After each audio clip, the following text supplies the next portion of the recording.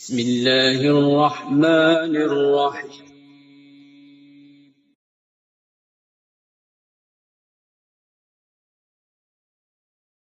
السلام علیکم ورحمۃ اللہ وبرکاتہ. آج ہم پڑھتے ہیں علم التجوید. علم التجوید کے ہم نے 9 سوال تیار کیے ہیں. ان 9 سوال کو ہم ریوائز کرتے ہیں. سوال نمبر 1 ہے کہ تجوید کا لغوی معنی کیا ہے؟ بیٹا اس کا جواب ہے کہ عمدہ بنانا اور حسن پیدا کرنا، یہ تجوید کا لغوی معنی ہے. سوال نمبر 2 ہے تجوید کا اصطلاحی معنی کیا ہے؟